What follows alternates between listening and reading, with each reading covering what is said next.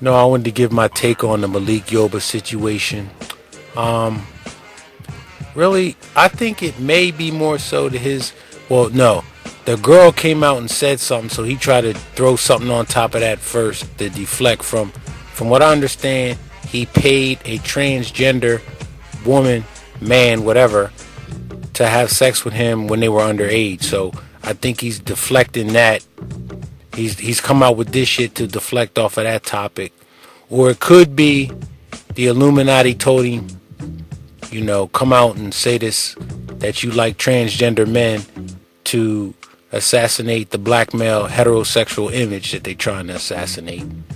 Like, if Idris Alba came out and said something like that, it would be something different because Idris Alba's career is still going pretty strong. Malik Yoba ain't done anything before or after. He's only known for New York Undercover, and that show was, it probably was in syndication 10 years ago. Yeah, 20 years ago. When was that? What was that? About 9. It used to be Martin, Living Single, and New York Undercover. So we're talking 96 was the last year of Martin. So, so he's been out the limelight for quite some time. So he might be saying something about it because the Illuminati told him to, or he's trying to keep his name in the spotlight, or he just might be gay.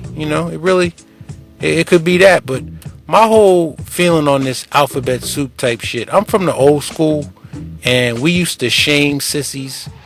It wasn't good to be a sissy. Now it's okay to be a sissy.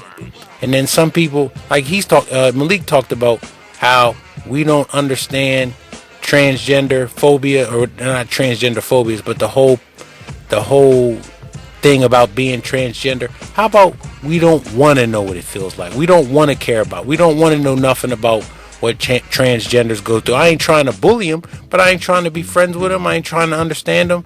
I mean, some people would say, well, what's wrong with transgenders? Well, what's right with them? Basically, I mean, they're the ones that's making the black community a farce. And how can a transgender man and a regular man produce anything? It can't.